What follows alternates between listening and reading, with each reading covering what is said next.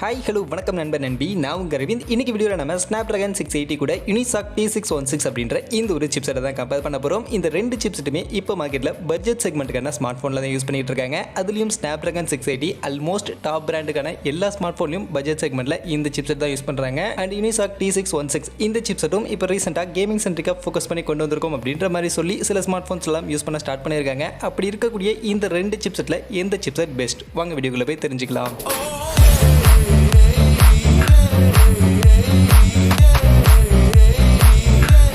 வீடியோக்குள்ளே போகிறதுக்கு முன்னாடி டே டு டே ஆஃபர்ஸ் அப்படின்ற ஒரு டெலிகிராம் சேனல் கிரியேட் பண்ணியிருக்கோம். இந்த சேனலில் ரெகுலராக ஆன்லைனில் வரக்கூடிய பெஸ்ட்டான offers, deals, coupons, promo quotes எல்லாத்தையும் அப்டேட் பண்ணிட்டு இருக்கோம். ஸோ யாருக்கெல்லாம் இந்த மாதிரி ஆன்லைனில் வரக்கூடிய பெஸ்ட்டான ஆஃபர்ஸை பற்றின அப்டேட்டாக தெரிஞ்சுக்கணும் அப்படின்ற விருப்பம் இருக்கும், நம்மளுடைய இந்த டெலிகிராம் சேனலில் வந்து ஜாயின் பண்ணிக்கங்க. ஜாயின் பண்ணுறதுக்கான லிங்க் டிஸ்கிரிப்ஷனில் இருக்குது.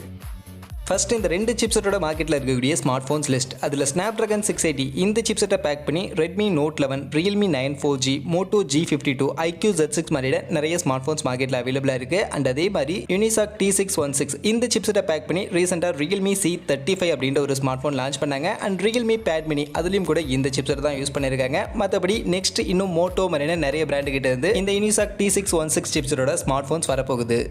அடுத்து லான்ச் டேட்னு பார்க்கும்போது இங்கே Snapdragon 680 14th September 2021 லான்ச் பண்ணியிருக்காங்க. And Unisoc T616 10th September 2021 launch பண்ணியிருக்காங்க. அந்த வகையில் ரெண்டு சிப்செட்டுமே ஒரே மாதத்தில் ஒரே வருஷத்தில் தான் லான்ச் பண்ணியிருக்கு. ஜஸ்ட் 4 days தான் இந்த ரெண்டு சிப்செட்டுடைய லான்ச் டேட்டில் இருக்கக்கூடிய வித்தியாசம்.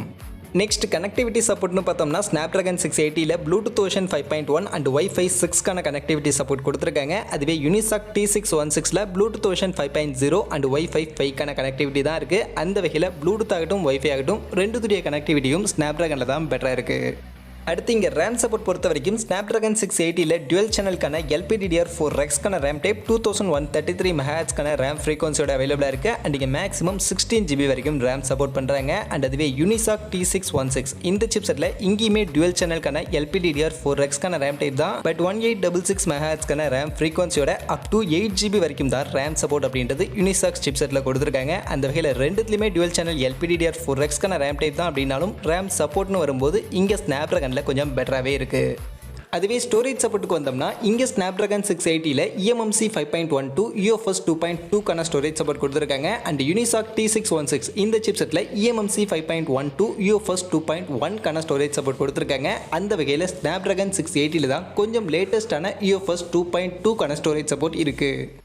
அடுத்து கேமரா சப்போர்ட்டில் இங்கே Snapdragon 680 மேக்ஸிமம் ட்ரிபிள் கேமராவுக்கான சப்போர்ட் ட்ரிபிள் ISP யூஸ் பண்ணியிருக்காங்க. ட்ரிபிள் கேமரா பொறுத்த வரைக்கும் 13+13+5 மெகாபிக்சலுக்கான கேமரா சப்போர்ட் இருக்குது. டுவெல் கேமராவில் 16+16 மெகாபிக்சலுக்கான camera support. Single camera maximum 64 megapixel வரைக்கும் இங்கே கேமரா சப்போர்ட் பண்ணுறாங்க. அதுவே Unisoc T616 மேக்ஸிமம் டுவெல் கேமராவுக்கான சப்போர்ட் டுவெல் ISP யூஸ் பண்ணியிருக்காங்க. டுவெல் கேமராவில் 16+16 மெகாபிக்சலுக்கான கேமரா சப்போர்ட் இருக்குது. சிங்கிள் கேமராவில் இங்கேயுமே 64 மெகாபிக்சல் வரைக்கும் மேக்ஸிமம் கேமரா சப்போர்ட் பண்ணுறாங்க. அந்த வகையில் பார்க்கும்போது dual camera and single camera ரெண்டுத்திலும் ரெண்டு சிப்ஸ் இருக்கும், எந்த வித்தியாசமும் இல்லை. பட் ட்ரிபிள் ISP இங்கே Snapdragon 680 தான் நமக்கு இருக்குது.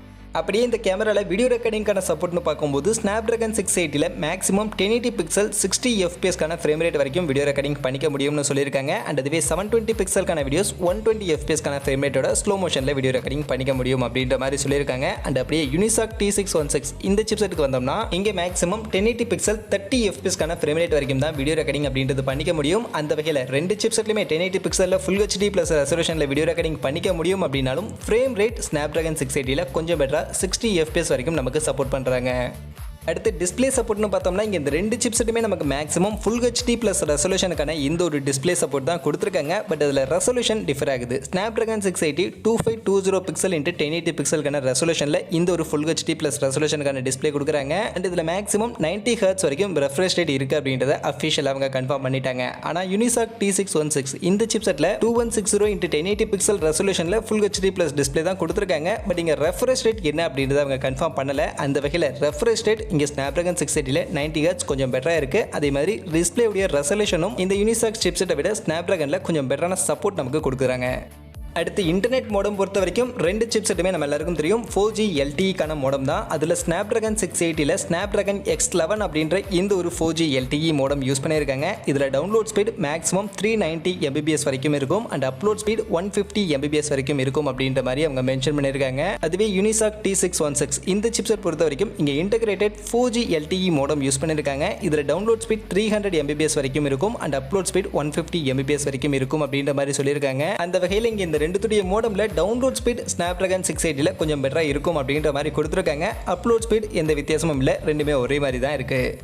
நெக்ஸ்ட் அப்படியே பர்ஃபார்மன்ஸ் டிபார்ட்மெண்ட்டுக்குள்ள போய்டும். அதில் ஃபர்ஸ்ட் CPU ஃபேப்ரிகேஷன் ப்ராசஸ்னு பார்க்கும்போது ஸ்னாப்ட்ராகன் 680 இந்த ஒரு சிப்செட்டை அவங்க 6 nm சைஸில் 64 பிட்கான ஆக்டோகோர் சிப்செட்டாக இவங்க இந்த ஒரு சிப்செட்டை ஃபேப்ரிகேட் பண்ணி எடுத்துகிட்டு வந்திருக்காங்க. அதுவே Unisoc T616 இந்த சிப்செட் 12 nm சைஸில் இவங்களுமே 64 பிட்கான ஆக்டோகோர் சிப்செட்டை தான் இந்த ஒரு சிப்செட்டை ஃபேப்ரிகேட் பண்ணி எடுத்துகிட்டு வந்திருக்காங்க. அந்த வகையில் ரெண்டுமே 64 பிட்கான ஆக்டோகோர், அந்த வகையில் மொத்தம் 8 கோர் வச்சு தான் பர்ஃபார்ம் பண்ணும் அப்படின்னாலும் இந்த ரெண்டு சிப்செட்டுடைய ஃபேப்ரிகேஷன் ப்ராசஸில் இங்கே ஸ்னாப்ட்ராகன் 680 ரொம்பவே பெட்டராக 6 nm ரொம்பவே சின்ன சைஸ்ல ஃபேப்ரிகேட் பண்ணியிருக்கிறதுனால கண்டிப்பா இந்த ரெண்டு சிப்செட்டுடைய ஃபேப்ரிகேஷன் ப்ராசஸ்ல ஸ்னாப்ட்ராகன் 680 தான் நமக்கு பெட்டரான சிப்செட். இதுல தான் நமக்கு பெட்டரான பவர் எஃபிஷியன்டான ஒரு பெர்ஃபார்மன்ஸ் கிடைக்கும் அண்ட் பேட்டரி லைஃபும் இந்த சிப்செட்டோட வரக்கூடிய ஸ்மார்ட் போன்ஸ்ல நமக்கு கொஞ்சம் பெட்டரான பேட்டரி லைஃபும் கண்டிப்பா கிடைக்கும்.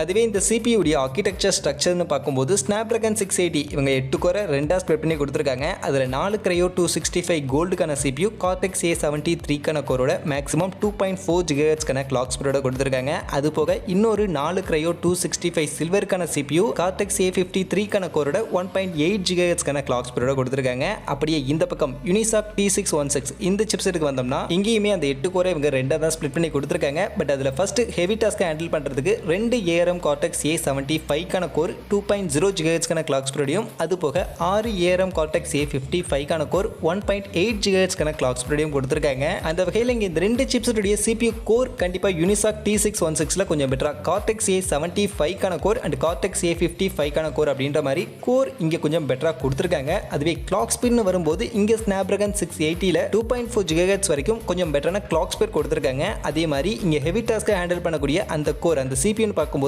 4 கோரோட இங்க அந்த ஹெவி டாஸ்க்கை ஹேண்டில் பண்றதுக்கான இந்த ஒரு கோர் Cortex A73க்கான கோர் கொடுத்துருக்காங்க. அதெல்லாம் வச்சு பார்க்கும்போது பெரிய லெவல்ல இந்த ரெண்டு சிப்ஸுடைய பெர்ஃபார்மன்ஸ் வைஸ் டிஃபரன்ஸ் இருக்காது. பட் ஆனாலும் இந்த ரெண்டு சிப்ஸுடைய CPU ஆர்கிடெக்சர்ல எது பெட்டர், எந்த CPU ஆர்கிடெக்சர் இங்க பெட்டர்னு கேட்டீங்கன்னா கண்டிப்பா ஸ்னாப்ட்ராகன் 680 விட Unisoc T616 இதுல கொடுத்துருக்கக்கூடிய இந்த CPU ஆர்கிடெக்சர் கொஞ்சம் பெட்டரான CPU ஆர்கிடெக்சர் தான். ஏன்னா இங்க Cortex A75 and Cortex A55 அப்படின்ற மாதிரி ரெண்டு கோருமே கொஞ்சம் பவர்ஃபுல்லான கோர் கொடுத்துருக்காங்க. அப்படின்றதுனால கண்டிப்பா performance wise Unisoc T616 on paper spec வச்சு பார்க்கும்போது ஸ்னாப்ட்ராகன் 680 விட கொஞ்சம் பெட்டரான சிப்செட்டாவே இருக்கு.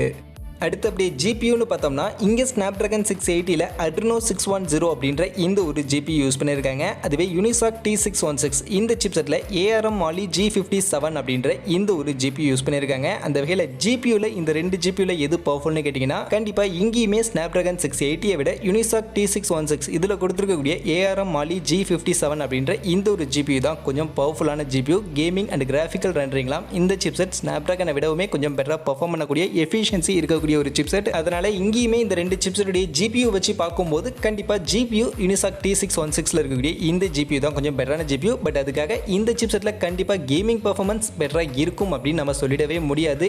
என்னதான் Unisoc நல்லா இருக்கு, நல்ல பவர்ஃபுல்லான சிப்செட்டா இருக்கு அப்படின்னாலுமே இதனுடைய ஆப்டிமைசேஷன் லெவல்லாம் எந்த அளவுக்கு இருக்கும் அப்படின்னு நமக்கு தெரியாது. பட் ஸ்னாப்ட்ராகன் எப்பவுமே ஓரளவுக்கு ஒரு நல்ல ஸ்டேபிளான ஆப்டிமைசேஷன் பண்ணியிருப்பாங்க அண்ட் பெர்ஃபார்மன்ஸும் ஓரளவுக்கு ஸ்டேபிளா பெர்ஃபார்ம் பண்ணும். அப்படின்றதுனால இங்க கேமிங் பொறுத்த வரைக்கும் Unisoc T616 ஆன் பேப்பர்ல பெட்டரா இருந்தாலும் என்னுடைய சஜஷன் இந்த ரெண்டு சிப்ஸுமே கேமிங்காக நீங்க கன்சிடரே பண்ணாதீங்க. ரெண்டு சிப்ஸுமே கேமிங்க்கு அந்த அளவுக்கு உங்களுக்கு பெர்ஃபார்மன்ஸ் கொடுக்காது.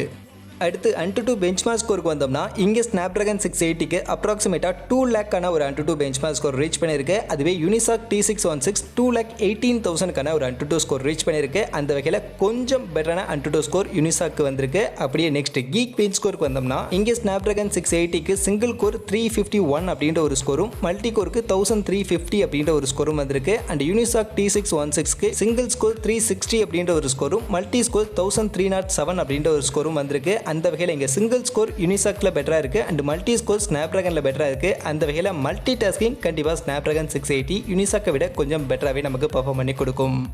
ஃபைனலி இப்போ நம்ம கன்க்ளூஷனுக்கு வந்தோம்னா இங்கே இந்த ரெண்டு சிப்செட்டில் பர்ஃபார்மன்ஸ் வைஸ் பெரிய டிஃப்ரென்ஸ் இல்லை அப்படின்னாலும் கண்டிப்பாக ஆன்ஸ் பேப்பர் ஸ்பெக்கை வச்சு பார்க்கும்போது Unisoc T616 இந்த சிப்செட் தான் கொஞ்சம் பெட்டரான சிப்செட்டாக கொஞ்சம் பவர்ஃபுல்லான சிப்செட்டாக இருக்குது. பட் அந்த ஒரு காரணத்துக்காக மட்டுமே இங்கே நான் Unisoc T616 இந்த சிப்செட் இருக்கக்கூடிய ஸ்மார்ட் ஃபோனை பர்ஃபார்மன்ஸ் ஓரியன்டாக நீங்கள் கன்சிடர் பண்ணுங்க அப்படின்ற மாதிரி கண்டிப்பாக நான் சஜஸ்ட் பண்ண மாட்டேன். ஏன்னா Unisoc T616 என்னதான் ஆன்ஸ் பேப்பர் ஸ்பெக்கை வச்சு பார்க்கும்போது கொஞ்சம் பெட்டரான CPU அண்ட் GPU ஃபேப்ரிகேஷன்லாம் பண்ணியிருக்காங்க அப்படின்னாலும் இதனுடைய ஆப்டிமைசேஷன் எந்த அளவுக்கு இருக்கும் அப்படின்றத நம்ம கண்டிப்பாக இப்போதைக்கு சொல்லிட முடியாது. பட் Snapdragon 680 எப்பவுமே ஓரளவுக்கு ஒரு டீசென்டான ஆப்டிமைசேஷன் அப்படின்றது பண்ணுவாங்க. அது மட்டும் இல்லாம இந்த ரெண்டு சிப்செட் இருக்கக்கூடிய பிரைஸ் செக்மெண்ட்ல பெர்ஃபார்மன்ஸும் நம்ம பெரிய லெவலில் எதிர்பார்க்க முடியாது அப்படின்றதுனால பெர்ஃபார்மன்ஸை இங்கே செகண்டரியா வச்சுட்டு மற்றபடி சிப்செட்ல இருக்கக்கூடிய சப்போர்ட்ஸ் அண்ட் ஃபீச்சர்ஸ் அதெல்லாம் வச்சு பார்க்கும்போது கண்டிப்பா Unisoc T616 விட Snapdragon 680 ஃபார் பெட்டரான ஒரு சிப்செட்டா நிறைய சப்போர்ட்ஸ் நமக்கு பெட்டரா கொடுத்துருக்காங்க அப்படின்ற காரணத்தினால இங்கே இந்த ரெண்டு சிப்செட்ல என்ன பொறுத்த வரைக்கும் Snapdragon 680 இருக்கக்கூடிய ஸ்மார்ட் ஃபோன் சூஸ் பண்றது பெட்டரான சாய்ஸாக இருக்கும்.